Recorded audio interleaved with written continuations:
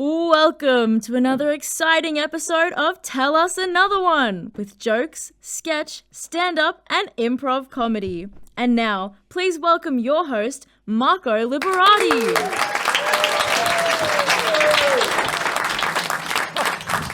Thank you. Thank you very much. That was a very nice warm applause from our Tell Us Another One audience. Thank you guys for coming out and supporting live comedy, and thank you for watching at home or on your devices. Give yourselves another round of applause. Thank you. Awesome. All right. I just want to start off with a little story. So I've got a nephew of mine who's decided to start dating again. So he had a serious girlfriend for quite a few years, and he had quite a break for a little while. And I've met his new girlfriend 3 times now.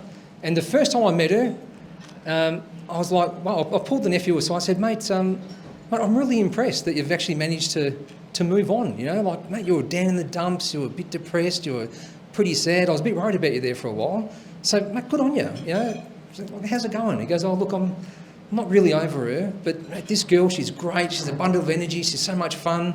You know, she's great. I said, oh, good on you, mate. Well done. You know.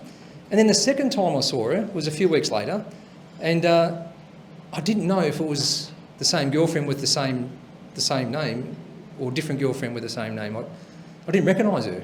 So I put him aside and said, hey, mate, same girlfriend? New girlfriend, same name? What's going on? He goes, no, it's the same girlfriend. She's into cosplay, costume play. Have you heard about this? Yeah. Where they dress up. But like, what a transformation. I didn't recognise her. Different eye colour, different hair, different makeup, different, like totally different transformation. I was really impressed. And I said, oh, well, do you reckon you should give my wife a couple of tips and pointers? It'd be like having an affair, but with the same woman, you know? Wow, this is great. And then I saw him, thank you. Yes, why not? Yeah, let it out, don't be shy. That's it, there you go. And then I saw him again a few weeks later, and again, I'd just done the quick check-in, same girlfriend. Yep, okay, great. Again, amazing transformation. And I pulled him aside and said, hey, with this cosplay, does she actually like ask for your opinion on things, or you know, any input from you? She says, oh no. She dresses up every single day to how she feels, and you know, she's very artistic, very creative, and like sometimes she might ask my opinion. I'll just say yes or no. So that is amazing, mate. I said, have you ever asked her to dress up as your ex-girlfriend?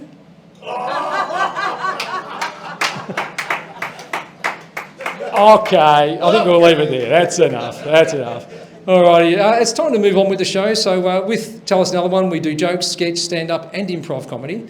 So coming up next is our next segment called Joke Off, where we're going to do a couple of jokes. And to do that, we have our special guest comedian coming up to stage to join us. And joining us today, ladies and gentlemen, Krutika Harale.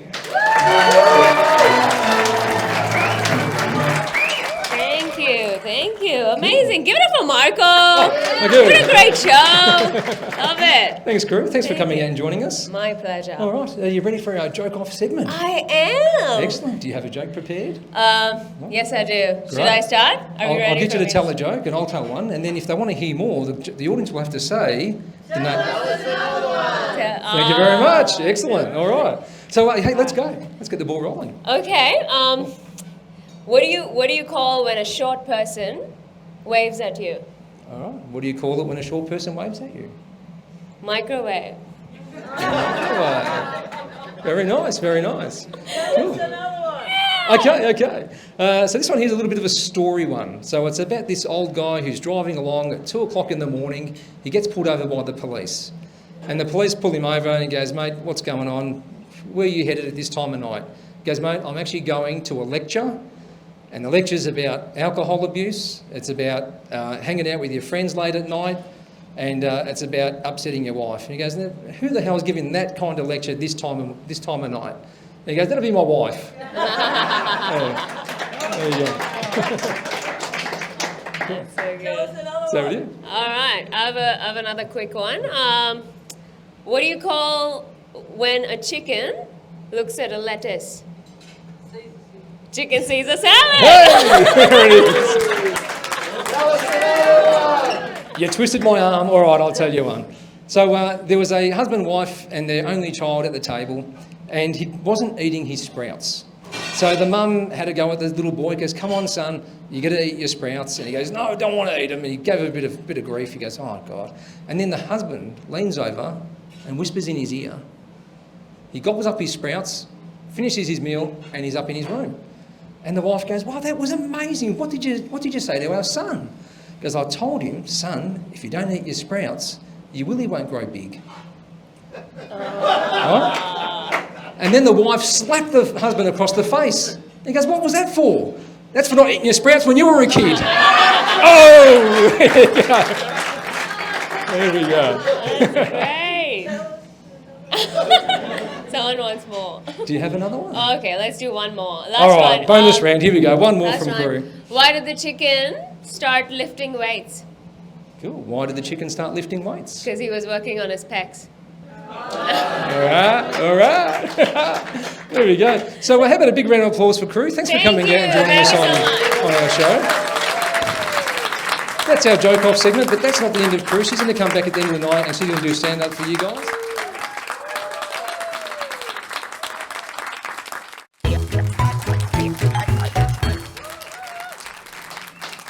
Thank you. Please be seated. Thank you. You're probably wondering why you're actually all here at the moment, here today. What I'd like to do is perhaps... no, one moment. Sorry, I'll grab my other notes. This is political notes from last week's budget. What a load of garbage that is. Oh, God. Okay, hello everybody, ladies, gentlemen, distinguished guests. Thank you for coming out. And we're all here today. In case you don't know, there's been another outbreak. And it's quite unfortunate that the facility that makes the virus made a little boo-boo. So it's out there in the wild. It's been released. It is quite lethal, and some very catastrophic circumstances have taken place, which is why you're here today. So please remain calm. It's okay. What I want to do is maybe to lighten the mood. Things are getting a bit serious and tense in here. I'll just tell you a little joke. How about that? Yes. Let's lighten the mood. Thank you. Excellent. Thank you. Here we go. Time for a joke. A gentleman presents to the doctor his member of parliament, so to speak, and he says, Doctor, I've got a problem here. It's turning blue and it's got these yellow spots all over it. And the doctor looks at it and goes, "Oh no, that's horrible. I'm really sorry to give you the bad news, but we're going to have to amputate." And he goes, "Oh no, I want a second opinion. This is ridiculous." And he gets out of there and he goes and sees a Chinese herbalist, a Chinese doctor, and says, "Doctor, what do you think?" And the Chinese doctor looks at it as a very, very serious case. And he goes, "Mate, do you have to amputate?" You know, my doctor told me amputation. He goes, "Oh, these Western doctors always want to cut and amputate, make a very big problem." He goes, "Oh, great, so you don't have to amputate?" He goes, No, just wait 2 weeks, fall off by itself." Good. Great.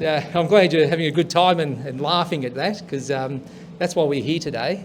There is a new strain. It's a strain of the meningococcal disease. It's been modified. I've named it the meningocockoff disease. And yes, it does cut off supply to oxygen to the appendage, causing it to turn blue, and it does have yellow spots. So you people here are pretty much the last remaining survivors of the meningocockoff disease. It has spread across the world at an alarming rate. Now, we do have a panel of experts that will be joining me shortly to answer any questions and concerns that you may have. So we have here our panel, which are going to assemble over here next to me if they can make their way through. So please feel free to ask any questions, any concerns. They will also elaborate on the virus and let you know a little bit more of what's going on and how we're going to deal with it. So please, without any further ado, this is the best of what's left from the facility and from our panel of experts. And first of all, please, Oscar. Oscar's joining us. Thank you, Oscar. I want to just say it's not that bad when it gets cut off.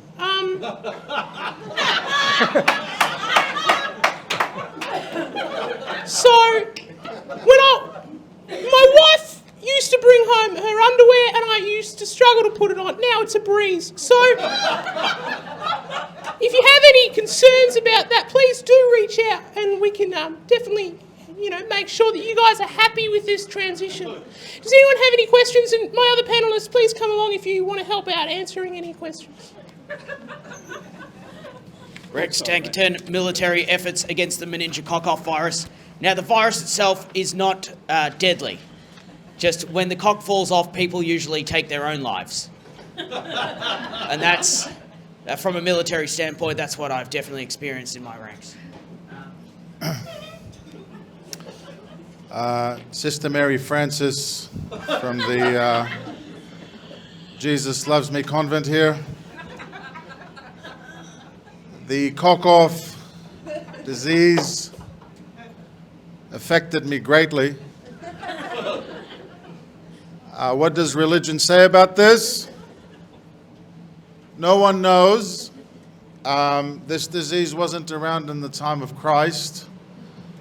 But if it was, he would have nailed it. Hello, my name is Alex Watts. I was actually still in the bunker wearing this from the previous occasion. So I think it's very lucky for some. While most men don't have a penis, there are very few like me that do.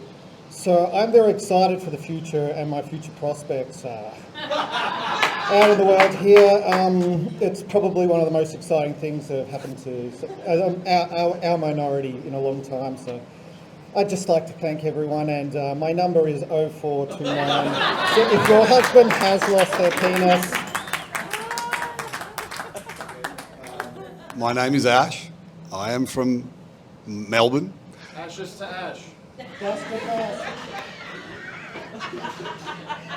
Just as his penis will soon be dust.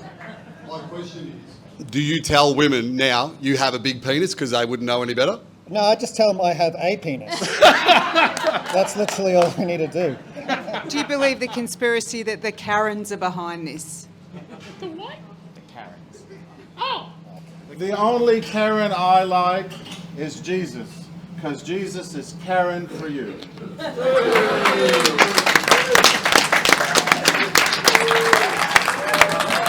How about a round of applause for our esteemed panel of experts? Thank you, and thank you, gentlemen. Okay.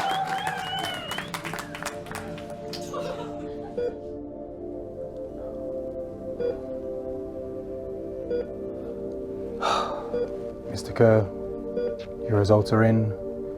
I'm sorry to say, but you're not improving. Most of your organs are failing, and it's just a matter of time now. You may as well cherish what you have left. I'm sorry. Okay. Oh no. Before I die, I've got a confession to make. No need, dear, no need. No, I'm so sorry. Oh, I haven't been faithful. I had an affair with Jenny over the road for a couple of years. I know, dear, I know. Oh, it gets worse. Oh, it wasn't the only time. Oh, oh no. Oh, I've also had an affair with your cousin and her mum. We've had threesomes for years. God, I'm so sorry. I know, dear, I know. Oh no, it's even worse than that. Oh, I've been unfaithful our entire marriage. The day we got married, I made love to your best friend, your maid of honour.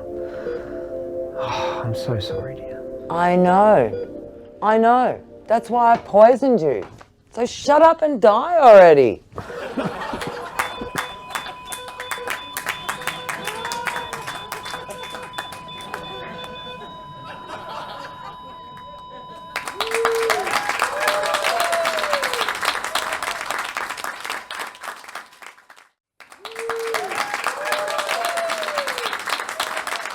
was our brand new improv segment. I'm glad you guys had a bit of interaction, a bit of fun with that one. Thank you to all our esteemed guests and our panel of experts. Now it's time to put your hands together for our final act. Ladies and gentlemen, it's come to that time of the evening to bring back on our special guest comedian. How about a nice big warm, tell us another one, round of applause. Ladies and gentlemen, Krutika Harale.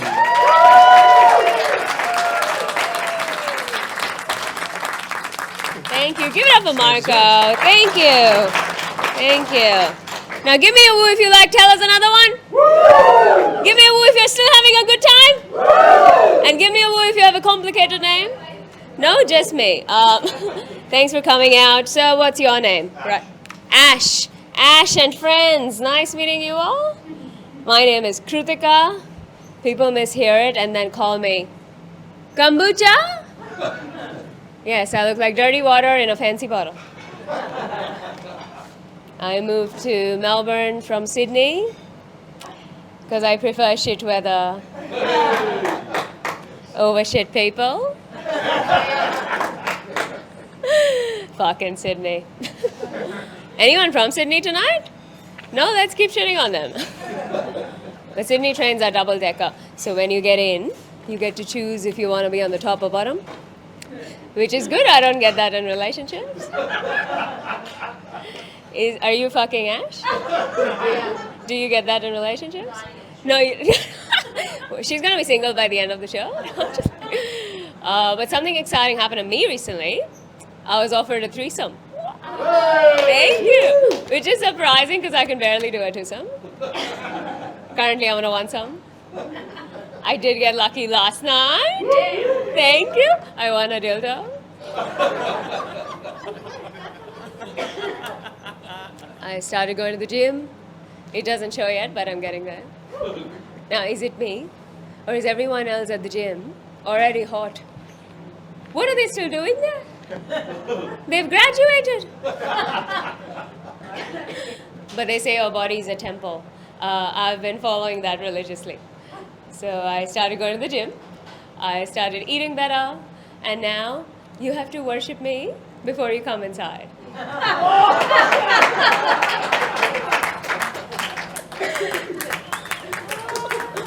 So I'm Indian and single, and because of that, people ask me, is your mom looking for boys for you? A fucking wish. My parents are unconventional. They said to me, if you can't do this for yourself, we can't help you. And I was like, oh, so you want me to die alone? And my mom's like, no, we'll be there. Great, my biggest laugh comes from my mom's joke. Fantastic. I came to Australia 7 years ago, and I thought I was going to be the exotic creature.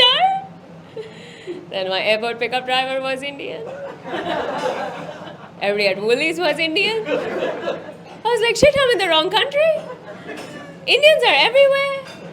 Even if you go to the Antarctic Islands, there'll be a sea of penguins. One Indian dude.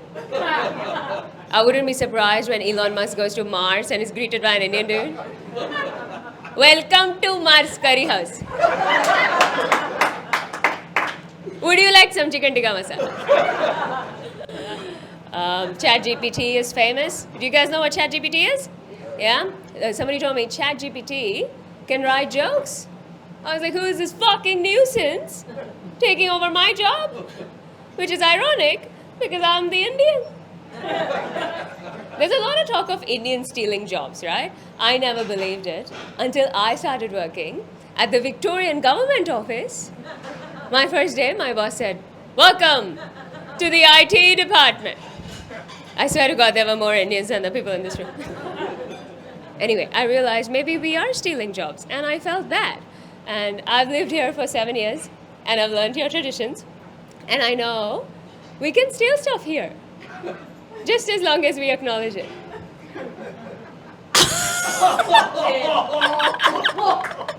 So now I start my day with, I acknowledge that I'm sitting on a computer that traditionally belonged to Gary. I don't give Gary's job back, but always was, always will be Gary's computer. People like to talk to me about curry. which I hate, because I don't cook, I eat. They'll be like, oh my God, curry. You put a lot of coconut in your curry, don't you? No, I buy my curry at Coles.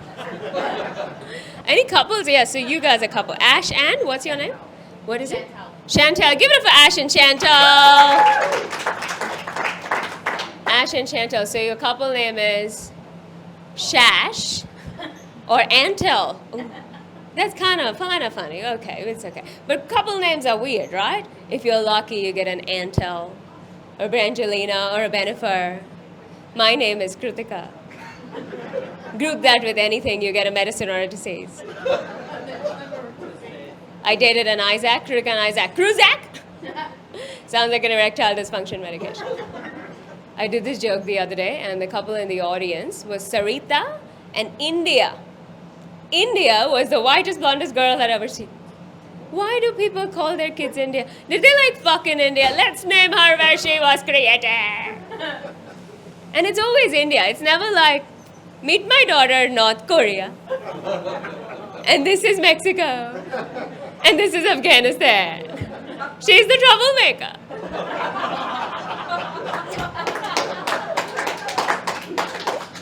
Actually, the real troublemaker is this little one here. America. She thinks she's cute. We play along because she's got a gun. No, that's good. I was on a chat show recently, very serious chat show. They asked me, what is the one thing that annoys you? Ash, what is the one thing that annoys you, apart from people asking questions? Anything, could be anything. Ex-wife. Ex-wife, oh yeah, fuck her. Now you can fuck her. They're loving my set, I love you too. But they asked me, it was a very serious chat show. They asked me, what is the one thing that annoys you? I said, human manners are missing these days. People don't say please, sorry, thank you anymore. The interviewers were shocked. They thought I was going to say racism and sexism. I was like, even racism and sexism would be better if there were manners involved. Like, can you imagine? Please go back to where you came from.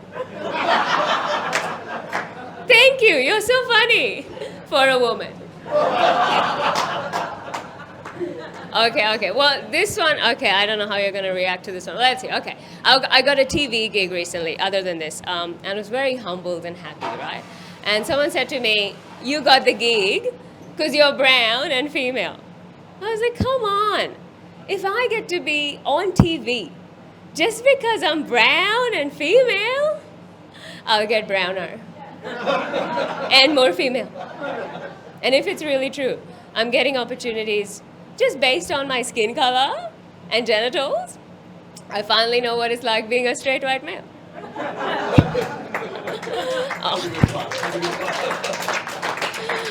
Oh, you guys are cool. Oh, okay, I can do racial stuff. Okay, I'll tell you another one. So have you heard the phrase, once you go black, you don't go back? I want to write one for every race. Okay, so once you go brown, you don't leave town. All right. Oh, what about this? Once you go white, you get more rides. Once you go ginger, good luck, my condolences. You guys have been awesome. I'm going to leave you with this. I was on a flight from LA to Sydney. And as we were landing, the guy sitting next to me said, "You're a very attractive lady when you're sleeping." What the fuck? I am my most attractive self when I'm not talking. I have no personality. I may or may not be breathing. I look good when I look dead. So now on my first dates, I just go like, if you like what you see, wait till I die. I'm drop dead gorgeous. Thank you so much.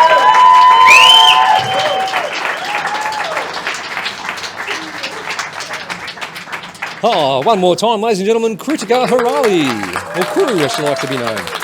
Kru runs Comedy Roulette. It's a great fun show. They've got the big roulette wheel of suggestions. They spin the wheel. They've got comedians coming up on stage, doing improv on the spot. Great fun night out. They've had sell-out shows at Adelaide Comedy Festival, Melbourne Comedy Festival, Fringe Festivals. Awesome show. Check it out. We're going to put a pop-up down the bottom. Highly recommend you go and see the show. It's a good fun night out. And now it's time to close the show.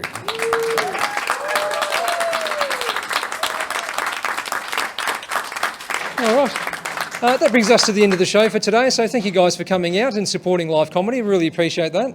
It is free entry today for everyone who came to support the live show, but it's not free exit. We do have the tin over here for Heart Kids. We're going to shake the tin, and we've got a QR code. So if you want to contribute on your devices or at home, get onto the QR code and please contribute.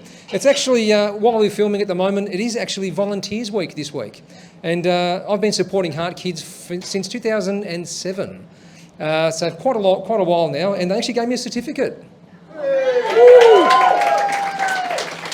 So how about a nice big round of applause to everyone who out there who volunteers and helps out to any charity or any organisation or just helps out other human beings. How about a nice big warm round of applause for these guys.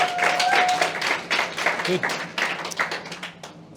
We're also going to try and raise funds for Heart Kids by way of my children's book.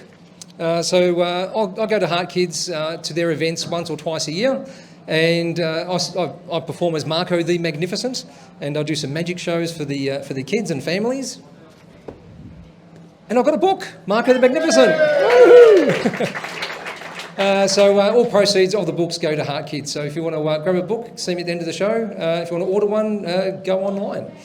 So that's it. So I'd like to thank everybody who makes this show happen. So we have a lot of people who help out on the show. So we've got Vince on the AV. Thank you, Vince. Olga helping out. We've got Marianne looking at the front desk, looking after you guys.